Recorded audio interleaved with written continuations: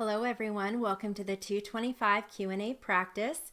We're going to start out with a more subtle transcript. The subject here is going to be a car accident, and then we'll move our way into more dense material.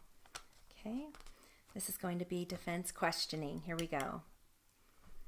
Was he still doing adjustments on you when you went to see this other chiropractor upstairs from Dr. Billick's office? I think that, just to make the record clear, I think she spoke of that person as a physical therapist, just to make the record clear.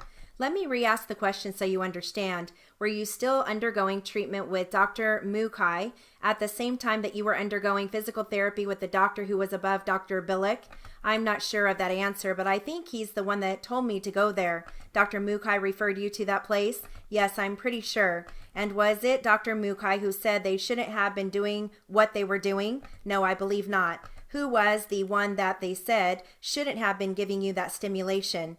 Well, when we went to the other physical therapy, they told us because it can ruin my back and, the age or whatever. But I still, when we went down there on vacation, we never went back to that place. We went to a different place. You've been to at least 2 different physical therapists? 3. You went to this one above Dr. Billick's office? Yes. And you don't remember the name of that place? No. You went to Dr. Kearney, but he was a chiropractor, right? Yes. Dr. Mukai is a chiropractor and actually I think he's an osteopath, a DO. That's now a physician. Yes. Who are the other 2 physical therapists you've been to? Okay, the one upstairs and then the one in Riverside on Brockton. And then there was one it's not called Dr. Nokos. It's by Dr. Noko's office. I don't remember that name, but we stopped going there because they lost their head therapist. There's only assistants, so we stopped going there. Let me stop you right there. You mentioned Dr. Noko. Well, it's next door. My mom used to work there, and that's how she heard of that place, so that's why we went there. Do you know what street that therapist is located on? It's by Hospital Hill. Is that in Victorville? Yes. Is the name of the street called Hospital Hill? No. Or is it, but it's a road where a lot of doctors reside or work? Yes. Do you know what hospital is located around that area? Well, I think the Victor Valley Hospital. So you've been to 3 therapists, at least 1 chiropractor, Dr. Kearney. You had your osteopath, Dr. Mukai. Dr. Mukai is the osteopath. You've been to Dr. Billick. You went to a hospital for a bone scan, and you don't remember which hospital that was? Yes. And when I include the therapist, I'm including the ones that you have just described to me. Do you remember any other than that? Any other treaters other than what you have just listed to us? No, ma'am. Dr. Mukai right now is your only treating doctor, right? Yes. For this accident? Yes. Do you have a pediatrician? I guess that would be Dr. Billick. So you would consider Dr. Billick your family doctor if you had a cold? Yes. Or something, you'd go to him? Yes. Are you seeing any other doctors other than Dr. Mukai for the complaints you now have, and possibly Dr. Billick if you have any other colds or flus or anything like that? Are there any other doctors that treat you right now? I believe not. Has any doctor? I understand that your mother more than likely accompanies you to the doctor appointments, right? Yes. Have any of these doctors ever told your mother or told you that they recommend that you have further tests or further treatment or anything like that from this automobile accident? Dr. Mukai says that I'd have to need it for the rest of my life. Need what? Well, my back cracked or manipulations, he says. Has any doctor ever told you that you may need surgery? No. How do you feel as you sit here today? How does your back feel? It hurts. Tell me where it hurts. The same places it did before for the accident. And that's between the shoulder blades and at the base of the neck? Yes. How often do you get those pains? Constantly. Has any doctor ever told you that you might have scoliosis of the spine? Yes. Who told you that? Dr. Kearney. Did you see any doctors at the Loma Linda University Medical Center out here in Loma Linda? I think that was the one that did the bone scan. Okay, so you had the bone scan out here. Yes, that sounds in the San Bernardino area. You had a bone scan out here? Yes. Counsel, I'd be willing to stipulate after you asked. I had an opportunity to check my file, and in fact the bone scan was conducted at St. Mary's Hospital. I'd be willing to stipulate that it was conducted at Desert Valley Hospital. Thank you. Let me ask you a question. You don't have to answer. I guess I shouldn't counsel you on that. Would you recall, let me strike that, do you recall ever being examined by a doctor named Dr. Shook? That sounds familiar, yes. Do you remember him ever seeing you or looking at you? Yes, I don't remember him, but I remember that name going in to see him. Would you be able to describe what he looked like to me? No. So you wouldn't know if he was 80 years old or, I don't think he's 80, or 25. He's not 25. but do you remember him? Not really. Do you remember going to Loma Linda University Medical Center? You do remember going to that University Medical Center in Loma Linda? Yes, and I think that sounds familiar. Okay, how many times did you see Dr. Shook? More than one, two at the most. Okay, I'm going to switch transcripts.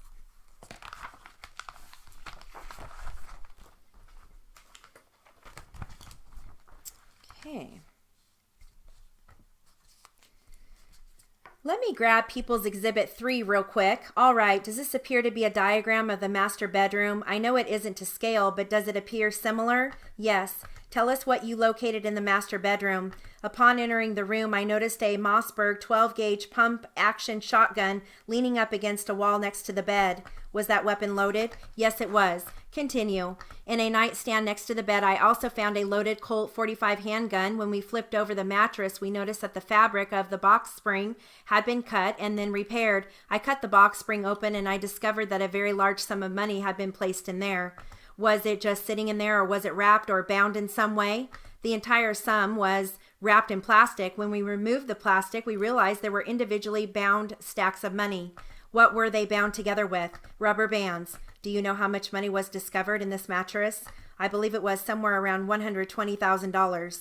Objection, no foundation. Did you count the money yourself? No, I was told that. Sustained. Move to strike. Stricken. Next question. All right, was anything else found in that bedroom?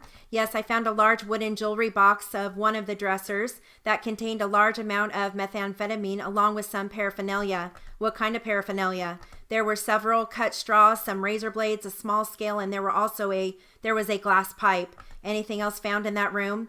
I found a loaded .25 caliber handgun in one of the top drawers of the dresser. Anything else? No. Officer, does this room have a closet? Yes. What kind of closet? I mean, did it have sliding doors or doors that swung open or what? It was like a large walk-in type closet. Did you search that area? Yes, I did. Was anything found in that area? Yes, sir. What? I found a very large arsenal of weapons and ammunition. Excuse me, counsel, we're going to stop here for a moment. We will be in recess for 15 minutes. Ladies and gentlemen of the jury, the same admonishment not to discuss the testimony still applies. We will see you back here in 15 minutes. That's the end of that transcript. I'm going to switch back over to the doctor's testimony. Okay, defense attorney. I ask you to look at each individual page and tell me if that is a true copy of the document you submitted with regard to your examination of Mr. Johnson. I'm not reading every word, but it appears to be a copy of the document. Yes, those are my initials. Your Honor, we would move to have this admitted as Defendant's M. No objection, Your Honor. Defendant's M, previously marked for identification, will be received in evidence. We have nothing further. Recross, counsel. Doctor, you do feel that whether or not he remembered getting the gun and the ammunition would be significant in determining whether or not he was suffering amnesia. Is that correct? Well, I think the question indicated that if he had remembered, it might have been helpful or something of that kind. I certainly would have been able to tell more about what was going on in his mind at the time if he had remembered and told me what it was. The fact that he was amnestic during this period, I think, is significant in the sense that he apparently, because of his alcohol intake and his general mental confusion, did suffer from the amnesia. You based that on the fact that he told you he didn't remember anything about going out with the gun or ammunition?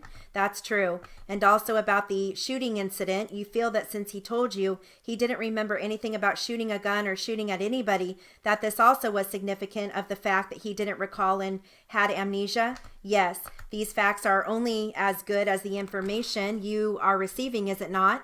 Unless it is corroborated by others, as far as I'm concerned, it is, yes.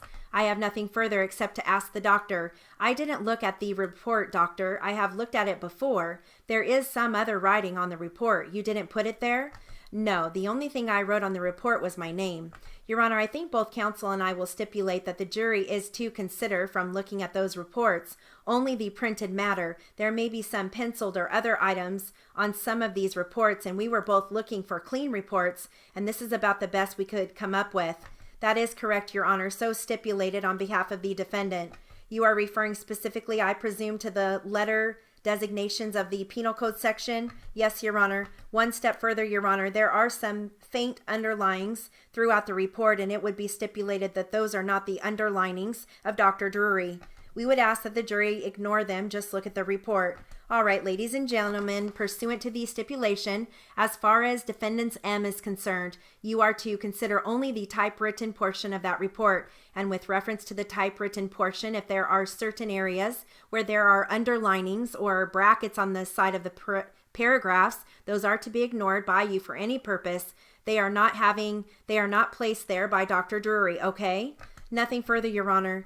Dr. Drury, you examined Mr. Johnson on February 1, 2013. Is that correct? That is correct. I wonder if you could tell us if you had examined Mr. Johnson on December 6th, and he would have some recall with regard to statements or events that occurred on December 6th that he could not recall when you examined him, whether or not you could place any significance to his recall on December 6th versus recall on February 1. Well, I think if I had seen him and he had recalled some of these events, it would have been helpful to me, and I think it would have been significant. Okay, that concludes our Q&A practice for the 225 class. Have a great day.